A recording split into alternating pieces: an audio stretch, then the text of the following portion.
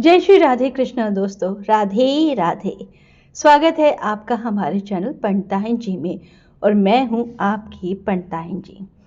आज की इस वीडियो में हम कथा सुनाएंगे आपको सत्यनारायण भगवान की। तो चलिए शुरू करते हैं श्री सत्यनारायण व्रत कथा। बोलो सत्यनारायण भगवान की जय। एक समय की बात है, निमिषण तीर्थ में शोनकादि 88,000 ऋषियों ने श्री सूत जी से पूछा, हे प्रभु, इस कलयुग में वेद विद्या रहित मनुष्यों को प्रभु भक्ति किस प्रकार मिल सकती है तथा उनका उद्धार कैसे होगा, तथा हे मुनिश्रेष्ठ, कोई ऐसा तप बताइए जिससे थोड़े समय में ही पुण्य मिले और मनवांछित फल भी मिल जाए। इस प्रकार की कथा सुनने की हम इच्छा रखते हैं। सर्वशास्त्रों के ज्ञाता सूत जी बोले, हे वैष्णवों में पूज्य, अब सभी ने प्राणियों के हित की बात पूछी है, इसलिए मैं एक ऐसे श्रेष्ठ व्रत को आप लोगों को बताऊंगा जिसे नारद जी ने लक्ष्मी नारायण जी से पूछा था और लक्ष्मीपति ने मुनि श्रेष्ठ नारद जी से कहा था। आप सब इसे ध्यान से सुनिए। एक समय की बात है, योगी राज नारद जी दूसरों के हित की इच्छा लिए अनेकों लोकों में घूमते हुए मृत्यु लोक में आ पहुंचे। यहाँ उन्होंने अनेक योनियों में जन्मे प्रायः सभी मनुष्यों को अपने कर्मों द्वारा अनेकों दुखों से पीड़ित देखा। उनका दुख देख नारद जी सोचने लगे कि कैसे यत्न किया जाए जिसके करने से निश्चित रूप से मनुष्य के दुखों का अंत हो जाए। इसी विचार पर मनन करते हुए वह विष्णु लोक में गए। वहां वह देवों के इष्ट भगवान नारायण की स्तुति करने लगे, जिनके हाथों में शंख चक्र गदा और पद्म थे, गले में वरमाला पहने हुए थे। स्तुति करते हुए नारद जी बोले, हे भगवान, आप अत्यंत शक्ति से संपन्न हैं। मन तथा वाणी भी आपको नहीं पा सकती है। आपका आदि मध्य तथा अंत नहीं है। निर्गुण स्वरूप सृष्टि के कारण भक्तों को दुख दूर करने वाले हैं। आपको मेरा नमस्कार है। नारद जी की स्तुति सुन विष्णु भगवान बोले, हे मुनि श्रेष्ठ, आपके मन में क्या बात है? आप किस काम के लिए पधारे हैं, उसे निसंकोच कहो। इस पर नारद मुनि बोले कि मृत्यु लोक में अनेकों योनियों में जन्मे मनुष्य अपने कर्मों के द्वारा अनेकों दुखों से दुखी हो रहे हैं। हे नाथ, आप मुझ पर दया रखते हैं तो बताइए कि वो मनुष्य थोड़े प्रयास से ही अपने दुखों से कैसे छुटकारा पा सकते हैं। श्री हरि बोले, हे नारद, मनुष्य की भलाई के लिए तुमने बहुत अच्छी बात पूछी है। जिसके करने से मनुष्य मोह से छूट जाता है, वह बात मैं कहता हूँ, उसे सुनो। स्वर्ग लोक व मृत्यु लोक दोनों में एक दुर्लभ उत्तम व्रत है जो पुण्य देने वाला है। आज प्रेमवश होकर उसे मैं तुमसे कहता हूँ। श्री सत्यनारायण भगवान का यह व्रत अच्छी तरह विधान पूर्वक करके मनुष्य तुरंत ही यहाँ सुख भोग कर मरने पर मोक्ष पाता है। श्री हरि के वचन सुन नारद जी बोले कि उस व्रत का फल क्या है और उसका विधान क्या है, यह व्रत किसने किया था, इस व्रत को किस दिन करना चाहिए, सभी कुछ विस्तार से बताएं। नारद की बात सुनकर श्री हरि बोले, दुख व शोक को दूर करने वाला यह व्रत सभी स्थानों पर विजय दिलाने वाला है। मनुष्य को भक्ति व श्रद्धा के साथ शाम को श्री सत्यनारायण की पूजा धर्म परायण होकर ब्राह्मणों व बंधुओं के साथ करनी चाहिए। भक्ति भाव से ही नैवेद्य केले का फल, घी, दूध और गेहूं का आटा सवाया ले। गेहूं के स्थान पर साठी का आटा, शक्कर तथा गुड़ लेकर वह सभी भक्षण योग्य पदार्थों को मिलाकर भगवान का भोग लगाएं। ब्राह्मणों सहित बंधु बांधवों को भी भोजन कराएं। उसके बाद स्वयं भोजन करें। भजन कीर्तन के साथ भगवान की भक्ति में लीन हो जाएं।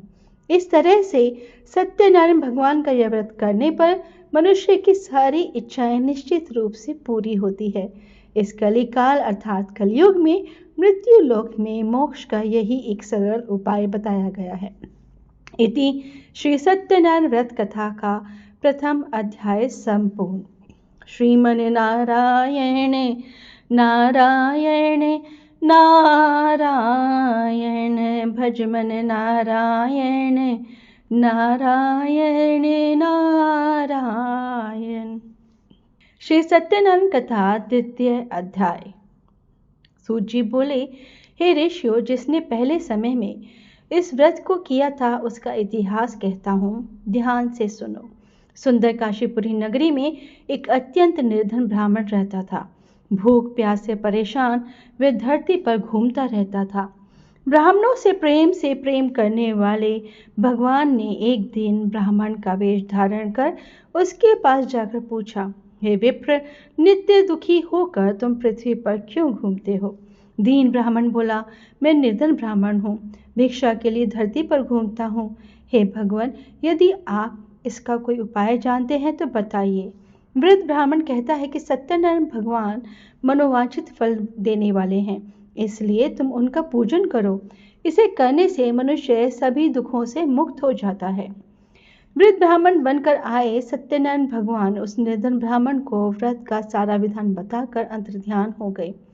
ब्राह्मण मन ही मन सोचने लगा कि जिस व्रत को वृद्ध ब्राह्मण करने को कह गया है, मैं उसे जरूर करूंगा। यह निश्चय करने के बाद उसे रात में नींद नहीं आई। वह सवेरे उठकर सत्यनारायण भगवान के व्रत का निश्चय कर भिक्षा के लिए चला गया। उस दिन निर्धन ब्राह्मण को भिक्षा में बहुत धन मिला, जिससे उसने बंधु बांधवों के साथ मिलकर श्री सत्यनारायण भगवान का व्रत संपन्न किया। भगवान सत्यनारायण का व्रत संपन्न करने के बाद वह निर्धन ब्राह्मण सभी दुखों से छूट गया और अनेक प्रकार की संपत्तियों से युक्त हो गया। उसी समय से यह ब्राह्मण हर माह इस व्रत को करने लगा। इस तरह से सत्यनारायण भगवान के व्रत को जो मनुष्य करेगा वह सभी प्रकार के पापों से छूटकर मोक्ष को प्राप्त होगा। जो मनुष्य इस व्रत को करेगा वह भी सभी दुखों से मुक्त हो जाएगा। सूत जी बोले कि इस तरह से नारद जी से नारायण जी का कहा हुआ श्री सत्यनारायण व्रत को मैंने तुमसे कहा। हे विप्रो, मैं अब और क्या कहूँ? ऋषि बोले, हे मुनिवर, संसार में उस व्रत से सुनकर किस किस ने इस व्रत को किया, हम सब इस बात को सुनना चाहते हैं। इसके लिए हमारे मन में श्रद्धा का भाव है। सूत जी बोले, हे मुनियों, जिसने इस व्रत को किया है वह सब सुनो। एक समय वही विप्र धन ऐश्वर्य के अनुसार अपने बंधु बांधवों के साथ इस व्रत को करने को तैयार हुआ। उसी समय एक लकड़ी बेचने वाला बूढ़ा आदमी आया और लकड़ियां बाहर रखकर अंदर ब्राह्मण के घर में गया। प्यास से दुखी वह लकड़हारा उनको व्रत करते देख विप्र को नमस्कार कर पूछने लगा कि आप यह क्या कर रहे हैं तथा इसे करने से क्या फल मिलेगा, कृपया मुझे भी बताएं। ब्राह्मण ने कहा कि सब मनोकामनाओं को पूरा करने वाला यह सत्यनारायण भगवान का व्रत है। इनकी कृपा से ही मेरे घर में धन धान्य आदि की वृद्धि हुई है। विप्र से सत्यनारायण व्रत के बारे में जानकर लकड़हारा बहुत प्रसन्न हुआ। चरणामृत लेकर वे प्रसाद खाने के बाद अपने घर को गया। लकड़हारे ने अपने मन में संकल्प किया कि आज लकड़ी बेचने से जो धन मिलेगा उसी से श्री सत्यनारायण भगवान का उत्तम व्रत करूंगा। मन में इस विचार को ले बूढ़ा आदमी सिर पर लकड़ियां रख उस नगर में बेचने गया जहां धनी लोग ज्यादा रहते थे। उस नगर में उसे अपनी लकड़ियों का दाम पहले से 4 गुना अधिक मिला। बूढ़ा प्रसन्नता के साथ दाम लेकर केले, शक्कर, घी, दूध, दही और गेहूं का आटा ले और सत्यनारायण भगवान के व्रत की अन्य सामग्रियां लेकर अपने घर गया। वहां उसने अपने बंधु बांधवों को बुलाकर विधि विधान से सत्यनारायण भगवान का पूजन किया और व्रत किया। इस व्रत के प्रभाव से वह बूढ़ा लकड़हारा धन पुत्र आदि से युक्त होकर संसार के समस्त सुख भोग अंत काल में बैकुंठ धाम चला गया।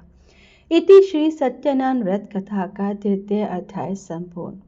श्रीमन नारायण नारायण नारायण, भज मन नारायण नारायण नारायण। श्री सत्यनारायण कथा का 3य अध्याय। सूत जी बोले, हे श्रेष्ठ मुनियों, अब आगे की कथा कहता हूँ। पहले समय में उल्कामुख नाम का एक बुद्धिमान राजा था। वह सत्यवक्ता और जितेंद्रिय था। प्रतिदिन देव स्थानों पर जाता और निर्धनों को धन देकर उनके कष्ट दूर करता था। उसकी पत्नी कमल के समान मुख वाली तथा सती साध्वी थी। भ्रतशिला नदी के तट पर उन दोनों ने श्री सत्यनारायण भगवान का व्रत किया। उसी समय साधु नाम का एक वैश्य आया। उसके पास व्यापार करने के लिए बहुत सा धन भी था।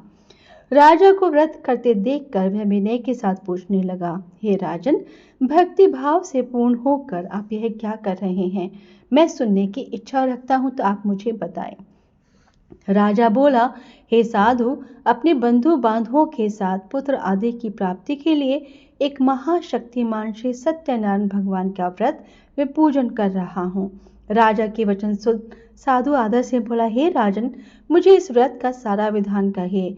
आपके कथन अनुसार मैं भी इस व्रत को करूंगा।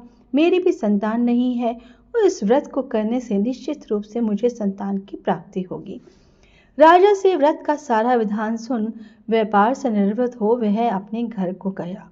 साधु वैश्य ने अपनी पत्नी को संतान देने वाले इस व्रत का वर्णन कह सुनाया और कहा कि जब मेरी संतान होगी तब मैं इस व्रत को करूंगा। साधु ने इस तरह के वचन अपनी पत्नी लीलावती से कहे। एक दिन लीलावती पति के साथ आनंदित हो सांसारिक धर्म में प्रवृत्त होकर सत्यनारायण भगवान की कृपा से गर्भवती हो गई। 10वें महीने में उसके गर्भ से एक सुंदर कन्या ने जन्म लिया। दिनों दिन वह ऐसे बढ़ने लगी जैसे कि शुक्ल पक्ष का चंद्रमा बढ़ता है। माता पिता ने अपनी कन्या का नाम कलावती रखा।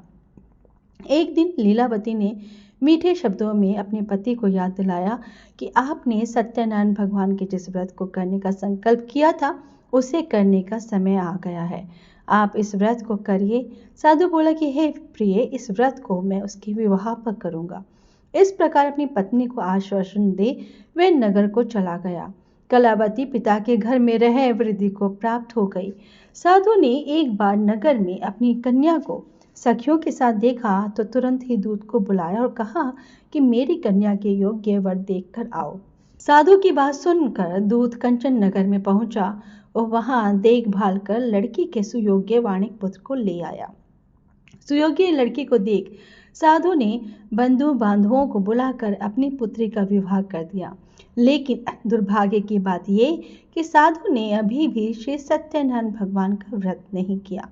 इस पर श्री भगवान क्रोधित हो गए और श्राप दिया कि साधु को अत्यधिक दुख मिले। अपने कार्य में कुशल साधु बनिया जमाई को लेकर समुद्र के पास स्थित होकर रत्नसारपुर नगर में गया। वहां जाकर दामाद ससुर दोनों मिलकर चंद्रकेतु राजा के नगर में व्यापार करने लगे। एक दिन भगवान सत्यनारायण की माया से एक चोर राजा का धन चुराकर भाग रहा था। उसने राजा के सिपाहियों को अपना पीछा करते देख चुराया हुआ धन वहां रख दिया जहां साधु अपने जमाई के साथ ठहरा हुआ था। राजा के सिपाहियों ने साधु वैश्य के पास राजा का धन पड़ा देखा तो वह ससुर जमाई दोनों को बांधकर प्रसन्नता से राजा के पास ले गए और कहा कि उन दोनों चोरों को हम पकड़ लाए हैं, आप आगे की कार्यवाही की आज्ञा दें। राजा की आज्ञा से उन दोनों को कठिन कारावास में डाल दिया गया और उनका सारा धन भी उनसे छीन लिया। श्री सत्यनारायण भगवान से श्राप से साधु की पत्नी भी बहुत दुखी हुई। घर में जो धन रखा था उसे चोर चुरा ले गए। शारीरिक तथा मानसिक पीड़ा व भूख प्यास से अति दुखी हो अन्न की चिंता में कलावती के ब्राह्मण के घर में गई। वहां उसने श्री सत्यनारायण भगवान का व्रत होते देखा, फिर कथा भी सुनी। वे प्रसाद ग्रहण कर वह रात को घर वापस आई। माता के कलावती से पूछा कि हे पुत्री, अब तक तुम कहाँ थी, तेरे मन में क्या है? कलावती ने अपनी माता से कहा, हे माता, मैंने एक ब्राह्मण के घर में श्री सत्यनारायण भगवान का व्रत देखा है। कन्या के वचन सुन लीलावती भगवान के पूजन की तैयारी करने लगी। लीलावती ने परिवार व बंधुओं सहित सत्यनारायण भगवान का पूजन किया और उनसे वर मांगा कि मेरे पति तथा जमाई शीघ्र घर आ जाएं। साथ ही यह भी प्रार्थना की कि हम सबका अपराध क्षमा करें।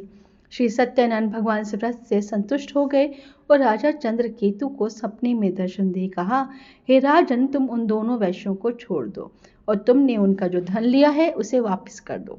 अगर ऐसा नहीं किया तो मैं तुम्हारा धन, राज्य व संतान सभी को नष्ट कर दूंगा। राजा को यह सब कहकर वह अंतर्ध्यान हो गए। प्रातःकाल सभा में राजा ने अपना सपना सुनाया और फिर बोले कि वाणिक पुत्रों को कैसे मुक्त कर सभा में लाओ। दोनों ने आते ही राजा को प्रणाम किया। राजा मीठी वाणी में बोला, हे महानुभाव, भाग्यवश ऐसा कठिन दुख तुम्हें प्राप्त हुआ है, लेकिन अब तुम्हें कोई भय नहीं है। ऐसा कह राजा ने उन दोनों को नए वस्त्र आभूषण भी पहनाए। जितना धन उनका लिया था उससे दुगना धन वापस कर दिया। दोनों वैश्य अपने घर को चल दिए।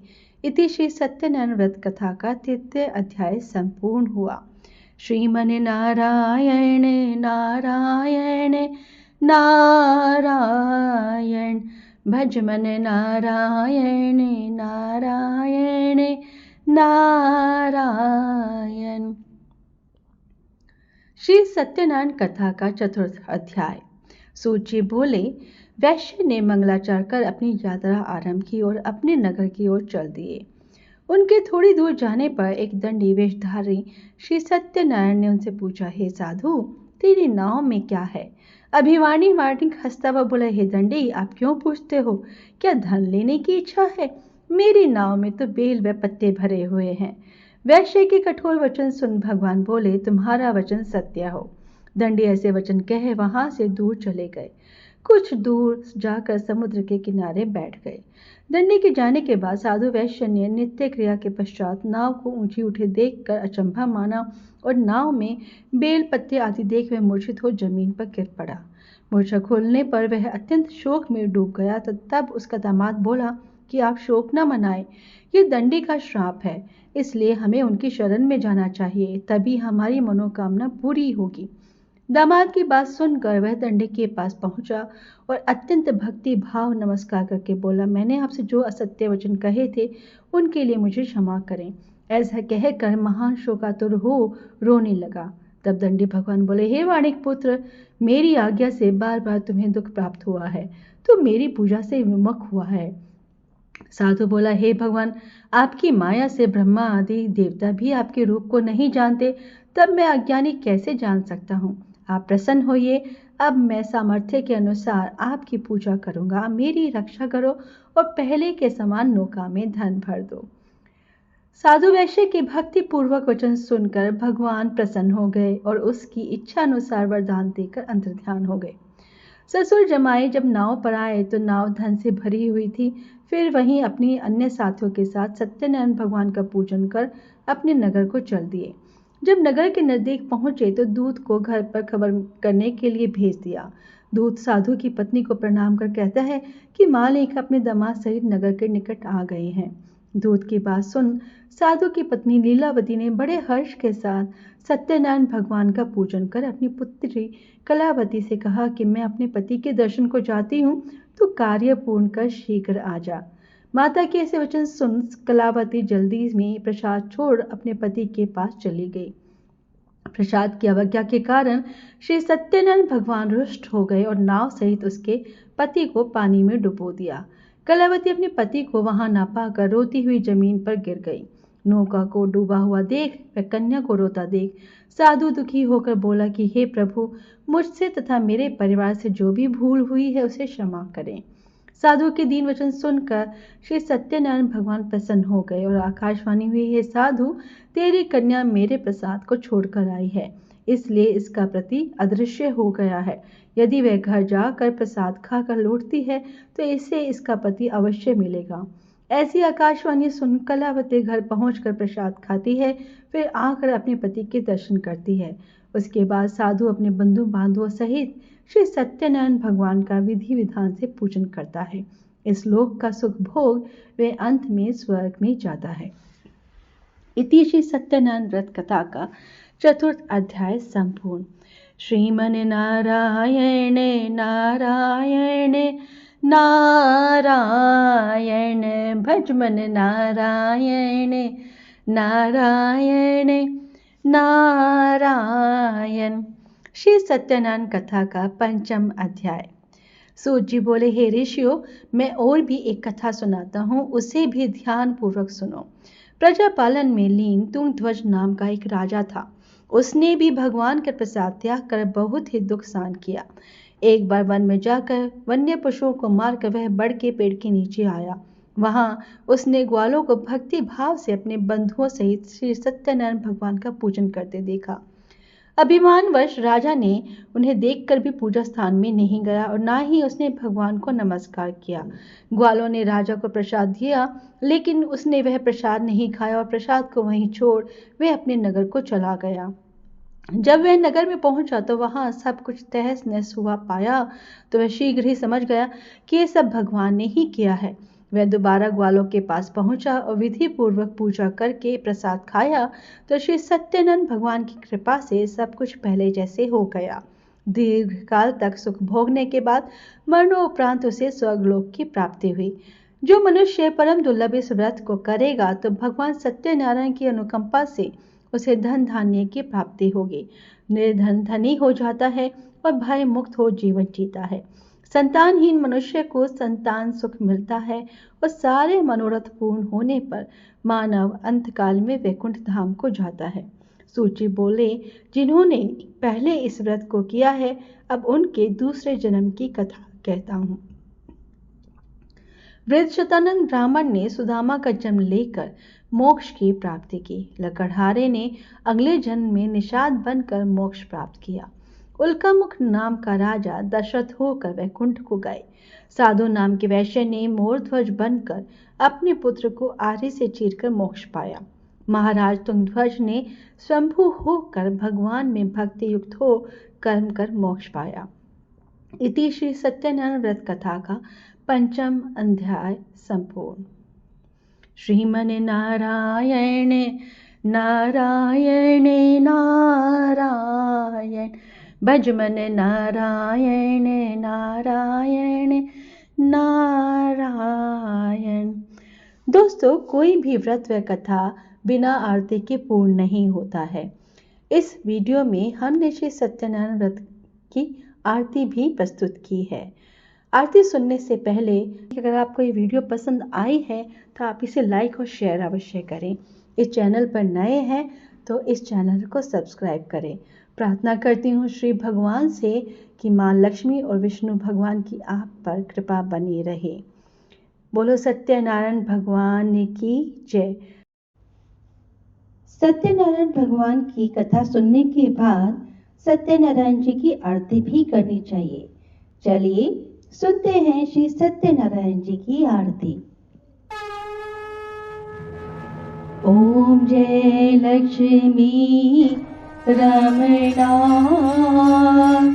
स्वामी जय लक्ष्मी रमणा, सत्यनारायण स्वामी सत्यनारायण स्वामी, जनपातक हरणा। ओम जय लक्ष्मी रमणा, रतन जड़ित सिंहासन, अद्भुत छवि राजे, नारद करत निरंजन, नारद करत निरंजन, घंटा ध्वनि बाजे। ओम जय लक्ष्मी रमणा, प्रकट भई कली कारण, ब्रज को दरस दियो, बूढ़ा ब्राह्मण बन कर, बूढ़ा ब्राह्मण बन कर, कंचन महल कियो। ओम जय लक्ष्मी रमणा, दुर्बल भील कराल, जिन पर कृपा करी,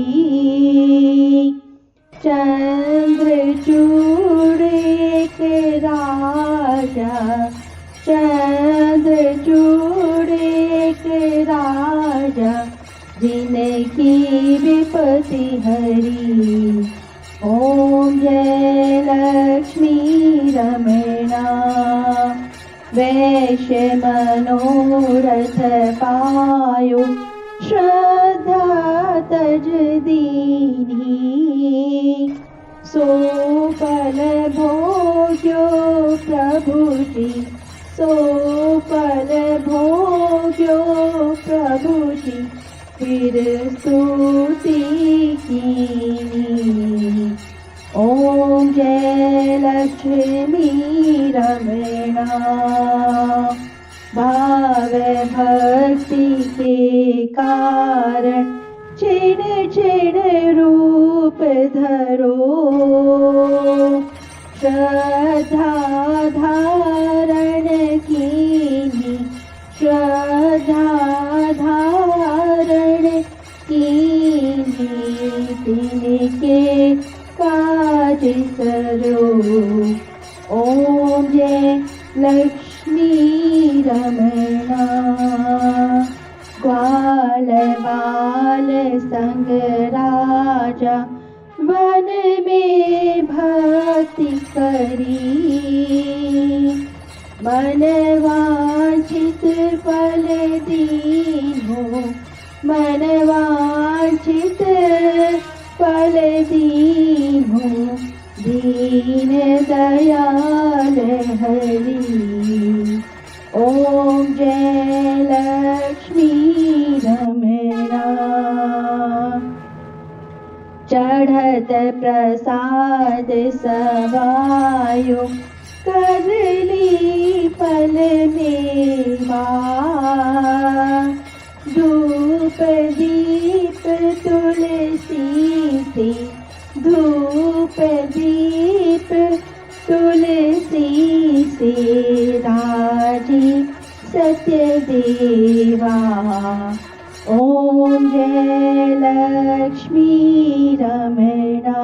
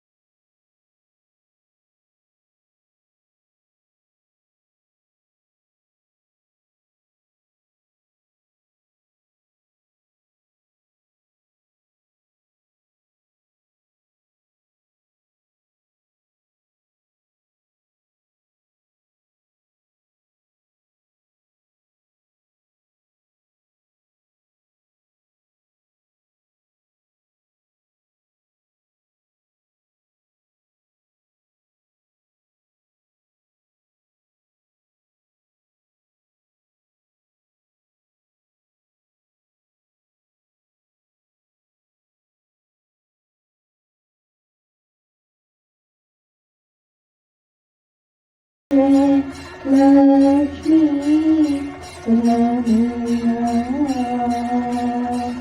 बोलो सत्यनारायण भगवान की जय। मैं हूँ आपकी पंडिताइन जी। दोस्तों, जैसे हमारे दादा दादी के समय में हर त्योहार और व्रत कथा सुनाने के लिए पंडिताइन जी होती थी, ठीक उसी तरह से मैं हूँ आपकी ऑफिशियल पंडिताइन जी। हमारे इस चैनल पर आपको मिलेगी हर व्रत त्योहार की कथा, पूजा विधि और विशेष उपाय। जैसे हर कथा के अंत में पंडित जी को दक्षिणा दी जाती है, वैसे ही आप भी दक्षिणा में मुझे थोड़ा सा प्यार और मेरी हर वीडियो को एक लाइक और शेयर कर दीजिएगा। अगर आप इस चैनल पर नए हैं तो इस चैनल को सब्सक्राइब जरूर कीजिएगा।